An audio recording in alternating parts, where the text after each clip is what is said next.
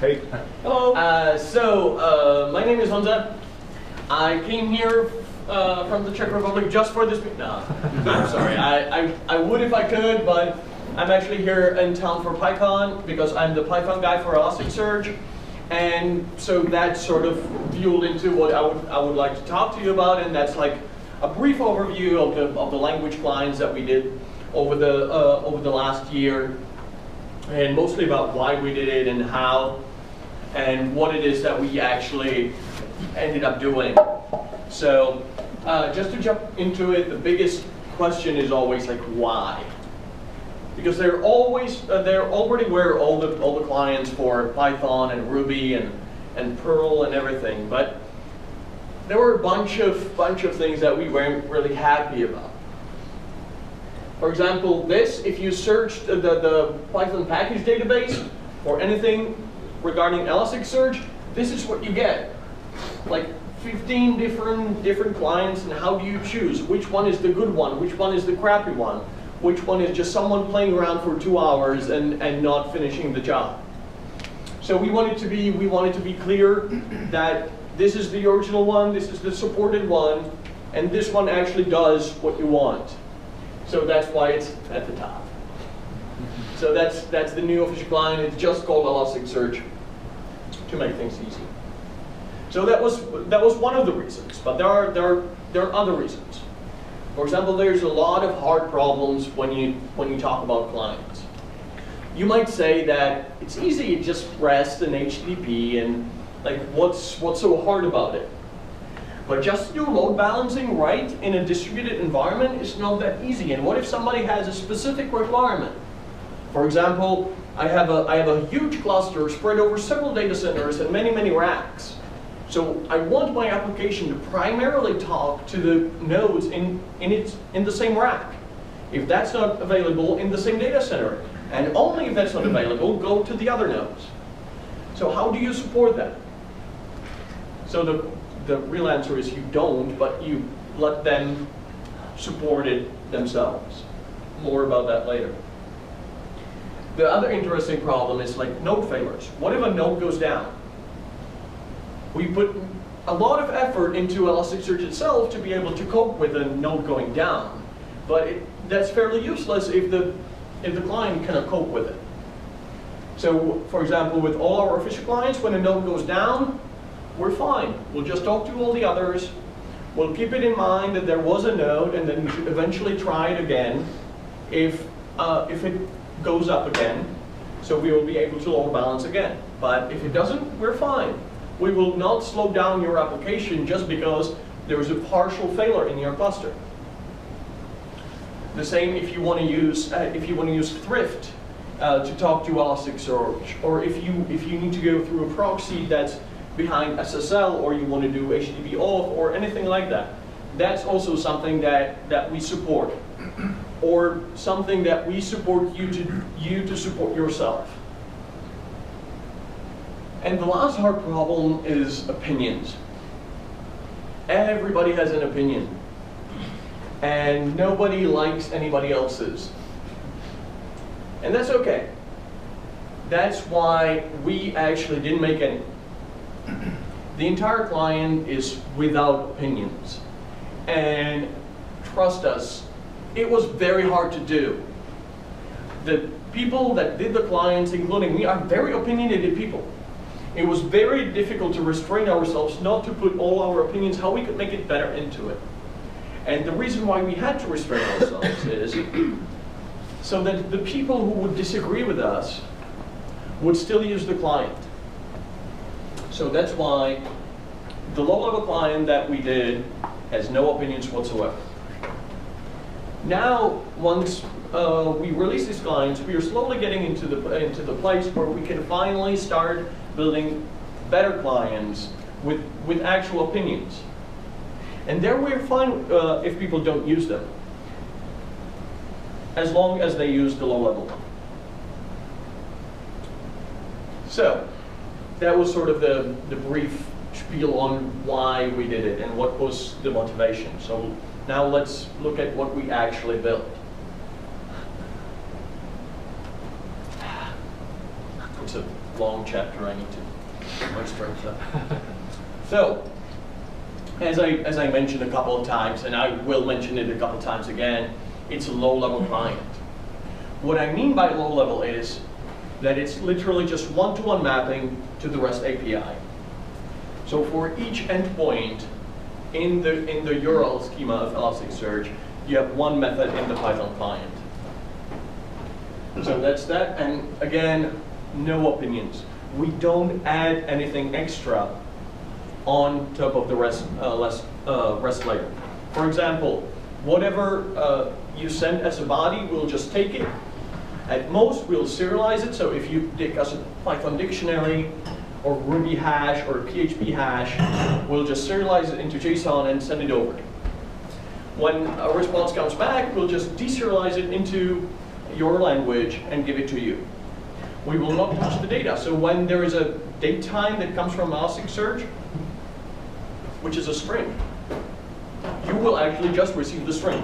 We will not make it into a Python datetime object, because that's already an opinion whether a client should do it or not. So we just don't. But we take care of parts of the difficult problems. We do the load balancing part. So when you give it a list of nodes, it will actually make sure to do load balancing towards the node. So it's not like all of your clients will talk to one node and all of the others are just lazing around. It will also do a recovery from node failure. So let's say I am talking to 3 nodes and suddenly one of them goes down. What I will do, and by me I mean the Python client, I'll just say, hey, this node is down. I'll put it aside, I'll not talk to it for 30 seconds. And I'll try again after 30 seconds. After 30 seconds I try, and if it's still not there, I'll say, okay, this time I will not talk to it for 1 minute. And the penalty box gets gradually larger and larger. And all of this just to make sure that it really doesn't impact your application. What we also do there is, if we get a connection failure, we'll just retry on another node. So it's something that your application shouldn't have to care about. We already solved this for you. The other thing that we did was cluster introspection. So you can actually just point it to one node and say, hey, just get the list of the nodes from the cluster. Because, you know, Elasticsearch knows best. No laughing. That's good. That's good. If you can take this sentence seriously, that's good. So, and we also support like different transport. So, of course, the default is HTTP, but some people actually prefer, for some reason whatsoever, we can wait. Some people actually prefer to use Thrift or Memcache protocol or even Redis protocol or something because they're slightly faster, and they want that for them. So we actually allow you to plug in your own transport class, or we even, for example, the Python client comes with a Thrift protocol and Memcached and 2 different HTTP implementations for the people that really have strong opinions what the HTTP client should do. So this is all what we solve for you. And we try to do our best to do everything without actually limiting your options.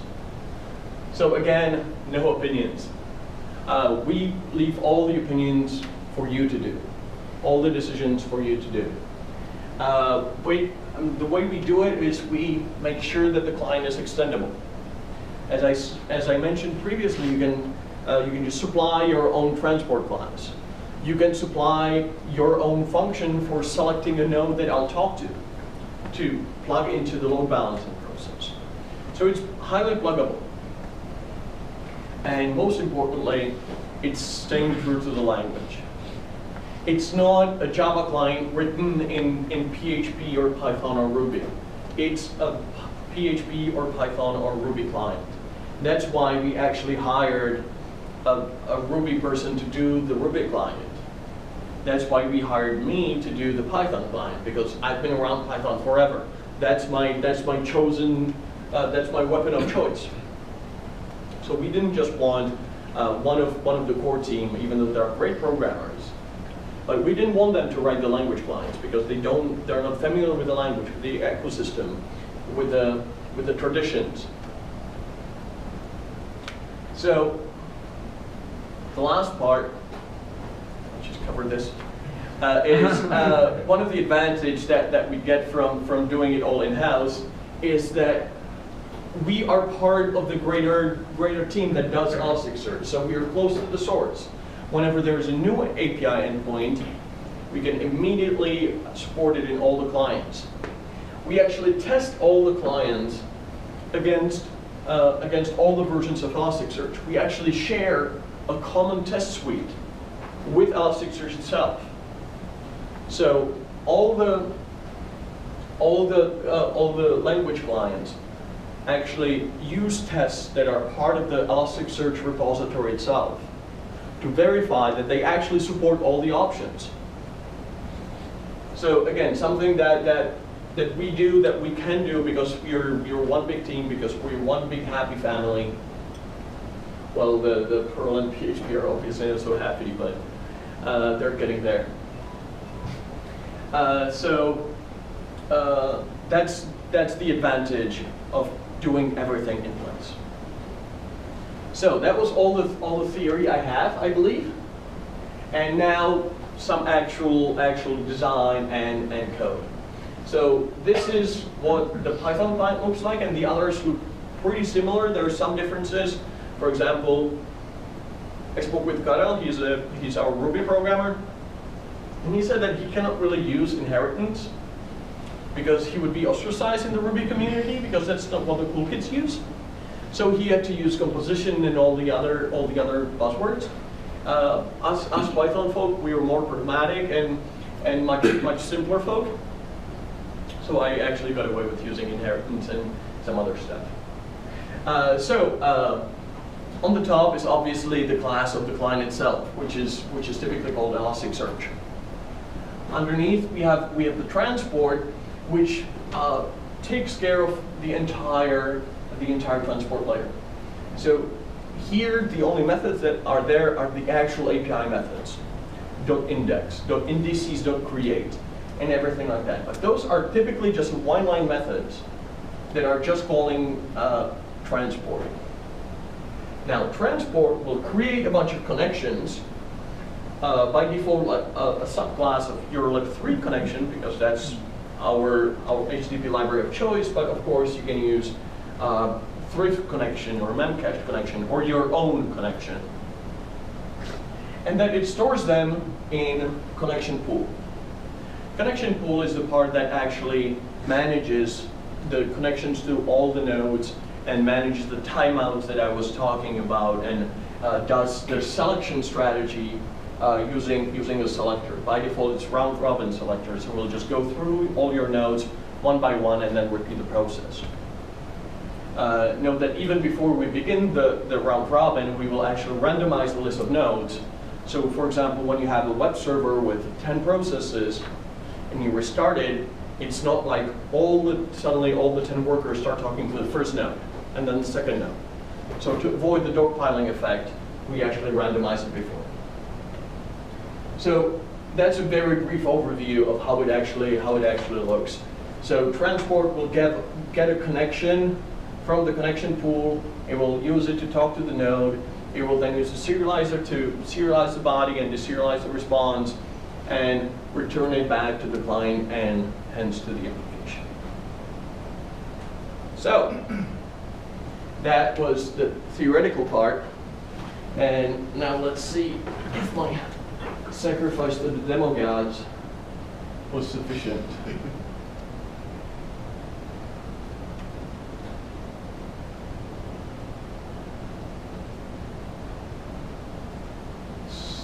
So can you guys read this? Okay, so this is typically how you would use the client in Python. So you just import it, you instantiate it. If you just instantiate it empty with no parameters, it will just connect to localhost, and then you can actually run some methods. es.info is the equivalent of doing just curl localhost 9200. So if I run this, I get the name. So if I compare it,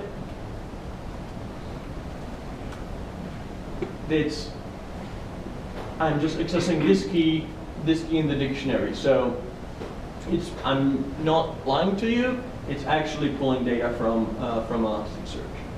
So that's the super simple use case. I just instantiate the client empty, and it will work. Again, as with Elasticsearch itself, we try the defaults to be very sensible. So we assume that by default you just want to try something out on localhost, and you want to be done with it. Alternatively, what you can do is you can instruct the client to ask the cluster for the list of nodes. So here I say, I instruct it to sniff on start. So when the client actually initializes itself, it should ask the cluster for the list of nodes. And then also, whenever any node fails, do the sniffing again. The assumption here is that someone killed a node and started another one in its place. So I should refresh my list. And also do the sniff every 60 seconds. So if I am inside a long-running process, let's say web application, I will keep up to date with the state of the cluster. So when I run this, you can see that it picked up all the 3 nodes, because I'm calling the same method 3 times. And because of the load balancing and everything, it actually picked up all 3 nodes that I have in the cluster. So just by specifying the arguments. The next example is slightly more complicated, and that's just showing how to customize the client further. Here I have some logic that I wrote that I want to use to select the node that I talk to every single time. So for example, this is, I will go through all the connections, and I remember the one that points to localhost. And then when I'm actually asked to select one from the list of live connections, I will say, if localhost is still alive, if it's amongst the living, just return it. Otherwise, do whatever I would have done either way. So here I instantiate the client again with 2 nodes. One exists, the other one doesn't.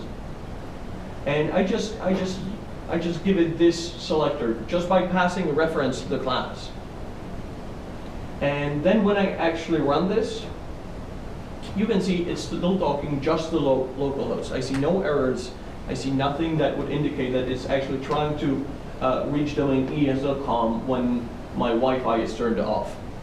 And besides, I'm pretty sure there is no Elasticsearch running on that domain, at least not publicly. So that's one example how to customize it. The next example is actually deals with logging. So you see, I'm again just instantiating the empty client, but what I'm doing here before is I'm doing a bunch of configuration for the Python logging library. So I'm using the standard logging library from the standard lib, and there are 2 loggers that I'm setting up. One is called Elasticsearch, and one is called Elasticsearch.trace. And they're very different. Elasticsearch will actually log what you would expect from a logger. All the important events are there. I lost a connection to this node. A new node has been added to the cluster. If you want more information, it will even log, like, I have done this request to this URL, it has taken this long, and this is the response code I got back. Elasticsearch.trace is very different in that it doesn't log messages, it logs curl commands. So when you configure it, and here I'm actually configuring to point to file tmp/outsh, and again I run one command with the Elasticsearch client. I run. No. Apparently my sacrifices wasn't enough. I know. So here you can see the one line from the standard logger. So it's just the timestamp, the name of the logger, the level of the login, and the actual request that was made. So I did this command. It returned with the status 200, and it took 2 milliseconds. And this is actually the output that I'm printing down there. What's more interesting is this. That's the output of the second logger. It will always point to localhost, no matter what you point to. It will always add the pretty. So if you copy paste it into command line, you will actually get a pretty printed JSON. And it also, if you specify that you want even more output, it will even include commented out, so it's still a valid shell file, the response. If you actually do here some more interesting command. So let's say here we can do es.index. Now I'm just asking for trouble writing code. 1 in doubt, use 42.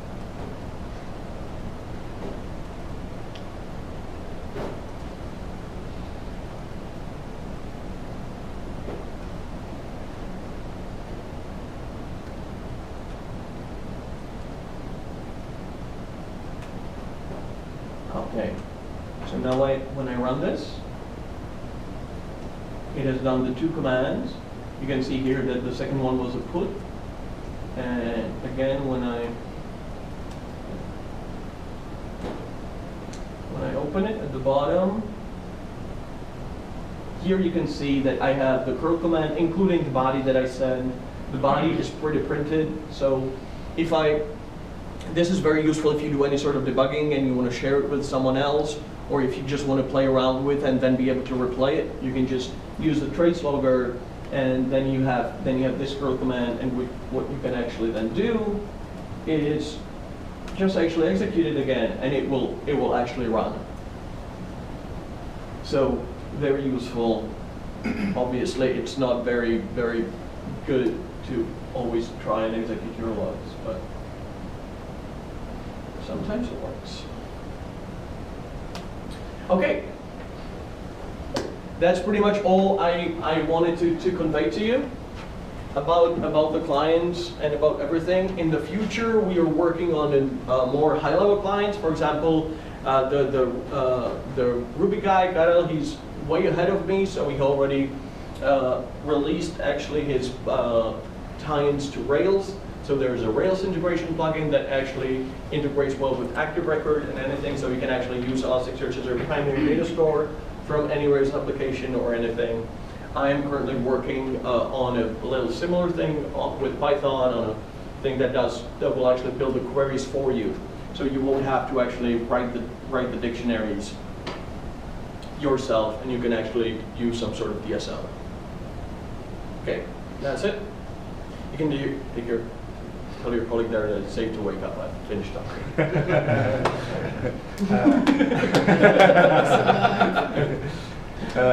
I use the Ruby client, and they are working to have a feature to use Elasticsearch as a primary store. So don't use other store and have only Elasticsearch. Are you doing the same with the Python client? Not really. I will not do, for example, a replacement for the Django ORM or anything like that, because I don't believe that makes much more sense. Because in Ruby it makes more sense because the active record or the active model pattern is much more flexible and allows for other data stores. With the Django ORM, I would be shoehorning it in, and it wouldn't really make sense. What I'm doing instead is provide something with similar functionality and hopefully similar user friendliness, so that you can choose that instead of the Django ORM without losing any functionality or usability. Any other questions? It doesn't have to be client related. No? Going once? Going twice? There's a question. No, but maybe we can share a little bit what's the official stance about using Elasticsearch as a data store. Yeah. Since Good point. So we officially don't recommend actually using Elasticsearch as a primary data store. We just don't believe that we have a maturity that is expected from a product in such point of view. Not that we lose data, or not that we will not do anything in our power to stop you from losing your data using Elasticsearch. And we're definitely working towards that, but we just don't feel like you should put your data in only Elasticsearch. We worked very hard that you should be able to, and I believe that you would be able to, but we just don't recommend it. Like MySQL was not supposed to go with production? Yeah. I would very much like to avoid any similes with MySQL whatsoever. And we recently added the snapshotting and backupping functionality in Elasticsearch. So we're moving to that direction. So it's better than it was. So it's a lot easier to actually do backups of your indices or data if you use it as a storage right now than it was. Any resources for optimization of Elasticsearch? Like Optimization for what use case? It really depends. Like there are some generic rules that you should always follow, like dedicate 50% of your RAM to Elasticsearch, use SSDs wherever possible, and like very few rules like that. But then it all depends on what your use case is. I think for our use, we use Elasticsearch in an embedded Java server, and I think what we noticed was all the summaries that we have, all the statistical results were quite slow. So we just do it on demand. We don't index it on a regular basis or on a schedule. Because every time we did it, we could see that the server was like really very busy with the. So indexing is an expensive process by definition, because a lot of the things that we do in Elasticsearch happens on index time. All of the analysis, the building of the inverted indices inside Lucene, that's all happening at index time. We do as much there, so then when you actually want to read, you get much faster responses. Even there, you can do a lot of optimization. For example, when you know that you're going to be bulk loading something, you can turn off flushing to disk. You can turn off replication for that time, for that index. You can turn off several other things, and then re-enable it once everything sort of settles down, and that will limit the load. Because, for example, it wouldn't have Elasticsearch at that point wouldn't have to keep writing stuff to disk, and also keep a log of what we are actually doing, and start and keep merging the segments underneath, under the hood, doing the housekeeping, all at the same time. You can basically tell, hey, we're going to be doing a lot of mess. Just don't clean it for a while, because you will just be generating even more mess. Just let it settle for a while and do it then in one big go. So that's one of the optimizations, for example, for writing a lot of data. But in general, it really depends on your actual use case, on your actual data, and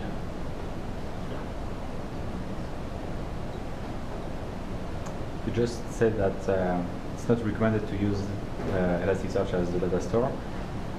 We are like a bad example here. We are using like Elasticsearch for our main data store. And do you have like any example of workflow we can use with Elasticsearch?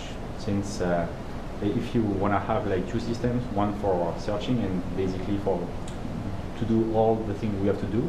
So the thing for example, for my own pet projects, what I'm really happy with, I just have the data in the raw format just in a file somewhere, like on S3 or in HDFS or somewhere, so that I can refill my Elasticsearch at any time. And then I just use Elasticsearch for everything. So that's how a lot of time people use it. The other patterns we see for like synchronizing the primary data store with Elasticsearch is either just using Logstash for batch processing, just basically reading everything and dumping it into Elasticsearch, and then using whatever tools they have in their environment for syncing it up. For example, with both Rails or Django or something like that, you have a signals that you can subscribe to that will be fired whenever a model changes in the database. So you can basically tie into that model and refresh the model also in the database, in Elasticsearch, I'm sorry. So that's the most typical deployment, typical pattern that we see for synchronizing the two data stores. Okay. And what is missing in the Elasticsearch side to pretend you can act like a main data store?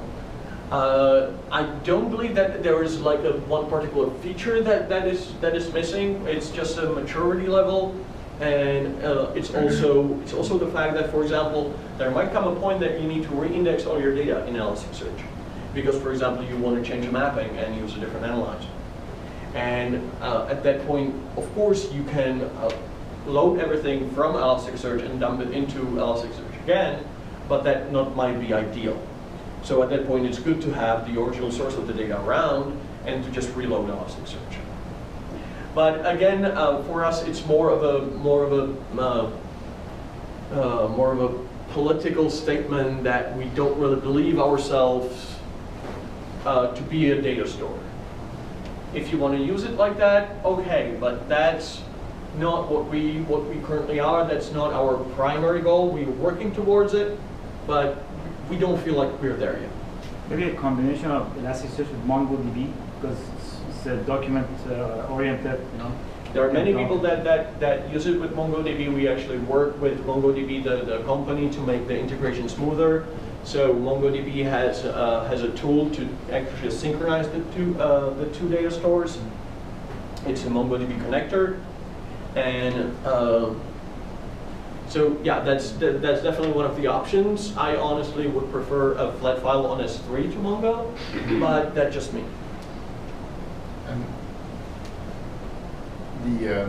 So one thing you know, when you're thinking about your architecture, one thing you might want to avoid is to have, you know,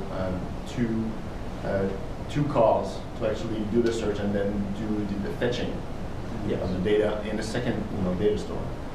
And that's where you know, storing data, the source data into Elasticsearch allows you to avoid, you know, just retrieve the data on search, right, with that second call. But what we're saying, so this is perfectly fine, right? But what we're saying is that you should also keep your data, your source data, somewhere else out of Elasticsearch to avoid losing it for whatever reason. Or if you need to change your indices or your mapping or all that, so you have it. And like you said, you know, having it simply on flat files on S3 it could be fine, you know. It can be into an external data store, like it could be in a, I don't know, whatever MongoDB, whatever, into an Hadoop cluster, and But I think the difference with you is that we don't really keep everything in the Elasticsearch. We don't need. We just have certain part of the data that we want to index, but for the rest of it is Mongo. Right. But keeping the capacity to be able to retrieve the source data and then reindex it. Not just rely on the fact that all your source data is in Elasticsearch. Right? It might complicate things eventually. Any other questions? This one was nice. I got to fetch my review.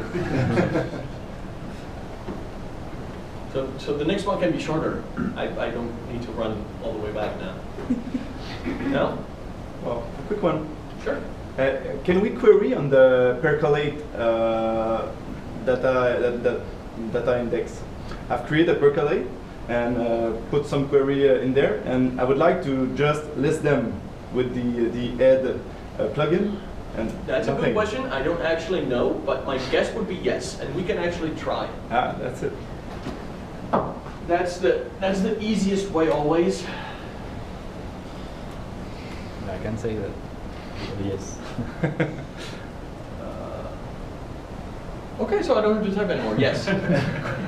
No, because with 1.0 we switched that percolator is just it's just a type in your own index. So here I'm just stored. So this is my pre-canned examples for all the features that we have in most of the features we have in Elasticsearch. So this is one for percolation. So I'll just store percolation. Can you store the percolation in his own index? Just to Of make sure course, that you it's can, not. yeah, you can create any Okay. index. I can just rename this to a different index, and Just want to make sure you have the same setup as me. yes, so it will work. So now we have index II, so we can just very easily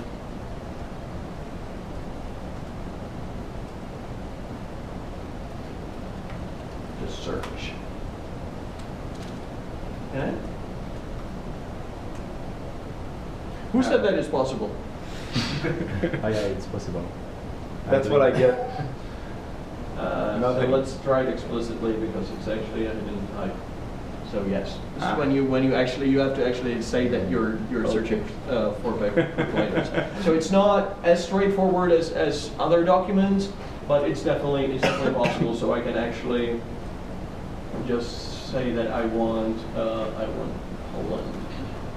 Yes, so it will actually work because if I do, yeah. So the search So you have actually is to working. have the type at the end. Yes. Okay. You have to specify that you also want to search across the percolator type. That's important. Cool. I don't know if you know much more about the percolator, but with the previous release, the 0.9, it was possible to index the documents while you were. Yes. So we don't do that. We don't allow that anymore. Okay. So we don't allow you to run percolation while you're indexing the document, and the reason why we're not doing that is because there is no guarantee how quickly the percolation will run.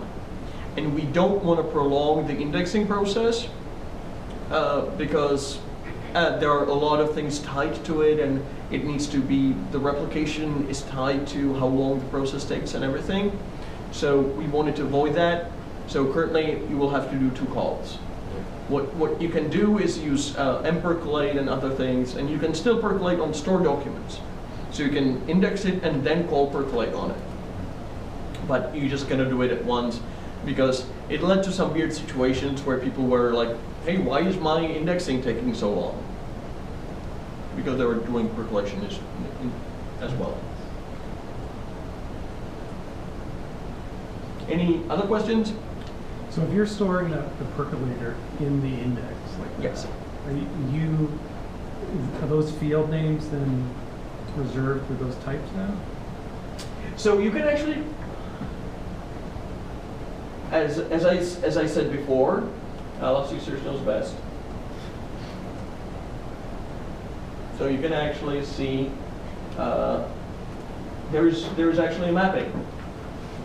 So the query is by default disabled. So you cannot query on the query, but you can query on the other metadata. So, yep.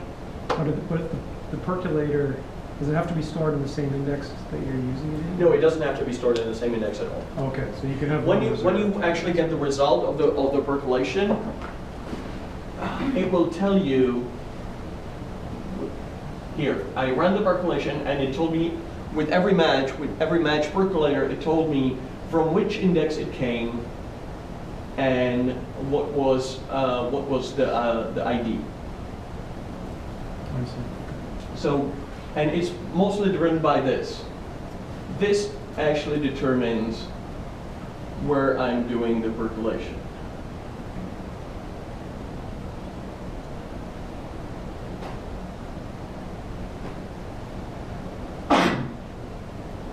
Any other questions?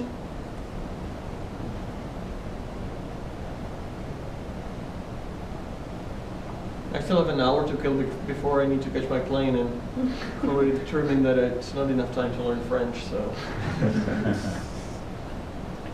You spoke a bit about how Elasticsearch shouldn't be your primary data store. Can you talk about data stores that you think are, or compatible other data stores that you think are well synchronized with Elasticsearch?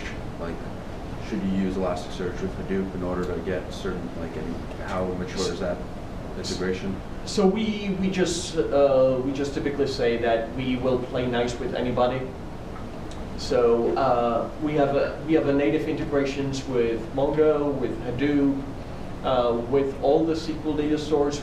There is not really a point in a direct connection, because there we need typically your app, because the way you store data in a SQL data store is dramatically different from how you would store data in Elasticsearch. That's the more normalized versus denormalized schema debate. I don't think it matters really what you choose. And even flat files are fine for a lot of the use cases, because it will just work for the reasons of repopulating your Elasticsearch. So it's really what you're most comfortable and what actually serves you best for the other use cases that you might have, or from the operations point of view, what's easiest. Make sense? Yes. Sorry, I wanted more. What would you want more? Like, you use Mongo and don't use MySQL? No, I guess like I'm looking for like a peanut butter and jelly scenario where, you know, Elasticsearch, like in some ways how the stack was actually developed. Like if you think about how looking for where different data stores can leverage their own weaknesses and strengths relative to one another. Okay. So that's the part that's really different use case from use case. A lot of people, for example, have Hadoop next to Elasticsearch, and they use Elasticsearch for all their ad hoc queries, for everything that they need in real time or near real time, and for the more complex queries where they actually need the web produced, they would use Hadoop. And then actually Elasticsearch Hadoop is a pretty good project for integrating them and loading data from Hadoop to Elasticsearch, and also working with data from Elasticsearch within Hadoop. So that's one use case. Other use case would be, for example, for a lot of web applications, they would use their primary data store as SQL, because that's what they have the tools for. And all the frameworks out there are built in mind that they're going to be used with the SQL data store. And then they use Elasticsearch to do the searching and some of the querying. And then there again, it makes sense for them that some things they cannot really do in their relational database, and vice versa. For example, like they would have the SQL to make sure to enforce some constraints on their data, and to do the normalization, and to be able to do some of the reverse relationships that would otherwise be hard. For example, this address has changed, so we need to go through these documents and update them in Elasticsearch. You mentioned syncing data stores. Can you talk about the process by which that would actually happen? Okay, so typically I always recommend that you have two mechanisms in place. A batch process that will just reload everything. So, and it really depends on how, what sort of delay can you afford. For some people, they would just do this every night because their data set is small, and they would just always load a new index in Elasticsearch, and then just have an alias that all the applications would use, and then just flip it from yesterday's index to today's index when the loading finishes. And at that point, they can use all sort of tricks that I talked about earlier a little bit to make the loading faster. They can disable replication and disable all the different niceties to get the stuff in as fast as possible, and then turn it on, and then flip the application to use the new index. That's a process that you should always have in place. For even if you do the continuous syncing later on, for scenarios where you need to change something in Elasticsearch that would require to do a full reindex or anything like that. And then the second process is usually the syncing of the changes.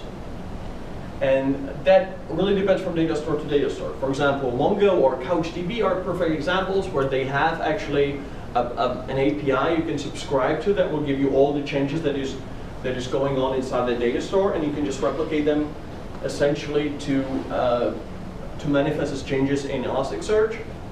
In other data stores, you typically need to do that in your application, either explicitly by writing everything into 2 places, or be a little smart, like write it in your primary data store and put a request in a queue somewhere to do it in the background to resync Elasticsearch for this particular model, particular object, or by using leveraging the framework's functionalities, like the Django's post-save signal, where you can just hook into the process of, hey, this model has just changed, make the changes visible in Elasticsearch as well.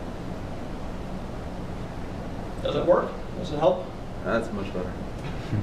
Cool. Thank you.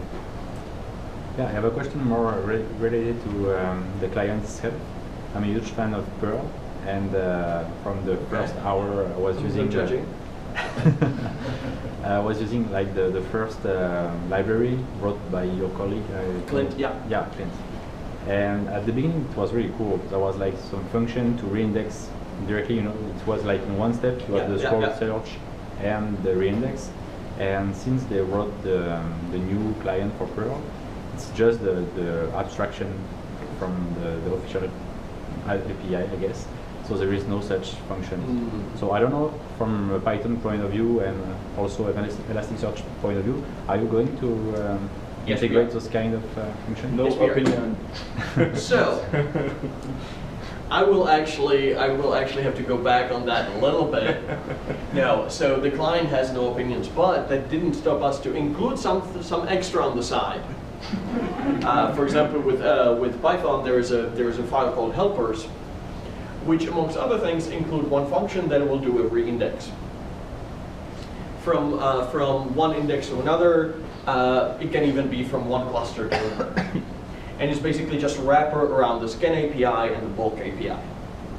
I also in the helper have in the helpers file I also have a helper to do bulk loading, because that can be painful. Like if you have to use the raw bulk API of Elasticsearch, that's fairly painful because you need to generate one line for the action and one line for the document, and it's a little hairy at places. So I provided a convenience function that you just give it an iterator and a size of the chunk, and it will automatically do the chunking and loading into Elasticsearch. So yes, some of the helpers are already there, and others will come with the more high-level libraries. For example, I do believe that Clint was busy with writing the Elasticsearch book, the definitive guide to Elasticsearch, or how it's called. But now he should go. He might be able to go back to the Perl client and do a new version of the Elasticsearch model and all the different higher-level stuff. Cool. Anything else? One more question going once? Going twice? Actually, yeah. How much more time do you want me to waste? I don't care.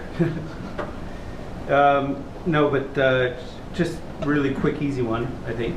I like So there was a recommendation that if you can do it, you run client nodes sort of close to your application, no data on there. Have separate data nodes. So then if I'm doing that, and then I'm using one of the official clients, what is the recommended, what transport would you recommend to be like most efficient in between the two? So I would actually just use HTTP, because it's easy, and at that point, like, the communication is much closer, so you don't have to worry about it. All the clients will actually do the right thing. It will do the persistent connections and everything, so it will not overtax Elasticsearch nor your network too much. But it's really a question whether you actually need to do that, because the new clients will actually do the load balancing for you. Right. Now there is still some advantage of using client nodes because they can offload some of the load from the actual data nodes. And the thing that they can do is they can do the synchronization and the aggregation. So for example, when a typical search request comes in, it will just locate all the shards, just looking up in the cluster state, which is replicated everywhere, including the client nodes, and it will then resend the request to all these shards. Then it will collect the responses, merge them, request the actual documents, and send them back to you. That's the typical way it will happen. So this can all happen on the client node. It's a little CPU that you can save on the data nodes. On the other hand, it will add some overhead in that the client nodes are also part of the cluster. So the information about them that they joined, that they left, has also has to be maintained by the master, by the cluster state. So it adds some overhead to the management of the cluster. So everything is a trade-off. You really need to think about it a little bit. Typically, you'll be fine just running the client against your cluster. Only when you get really big or you have a really specific use case will you actually get a lot of benefit from this. I can maybe add something to that, is that if you have some extra hardware where you're planning on running a node without data, you may as well put data on it and just add a node to your cluster. I mean, depending on the hardware you have available, it might be more beneficial to do that than to just put it as a HTTP only node. Right. But this is really dependent on your use case and your architecture. And how about for master only nodes? And at what point should I worry about split brains? From the very beginning. But there is a fairly simple way how to prevent split brains. Just set your minimum master nodes to a quorum of your nodes. So that's, you take the number of nodes, you divide it by 2, you add 1, that's a number you set as your minimum master nodes. You also need to make sure to update this number when you add more nodes. Very important. Very important. And yes, from this point of view, you should worry about split brain from the very beginning. The biggest advantage of having separate master nodes, of having nodes that don't store data but just help with the management of the cluster, is where you are in a little unstable environment. For example, you're pushing your cluster to its limits, so sometimes the data nodes are a little overwhelmed, and they can blink off and on from the cluster. And it's fairly okay if a data node does it, but if the data node happens to be master at the time, it can throw the entire cluster out of whack.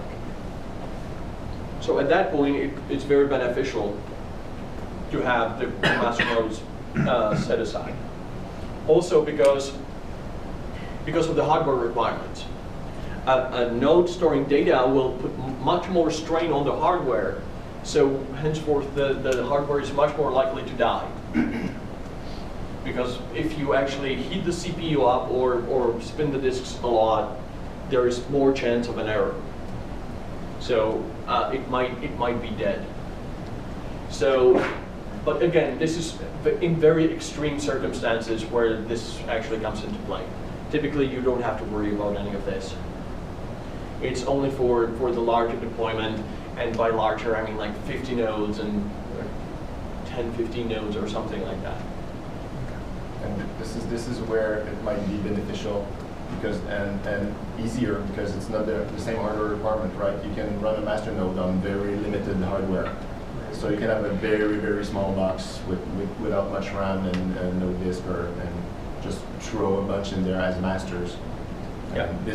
You'll probably benefit more from this than have a separate HTTP, but this is dependent on your use case again. But a lot of people, for example, would have like dedicated hardware nodes for their data nodes and just VMs for their master nodes.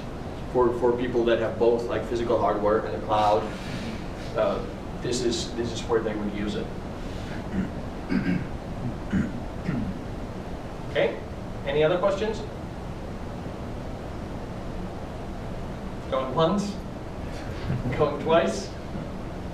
Sold. We go. Thank you very much for having me.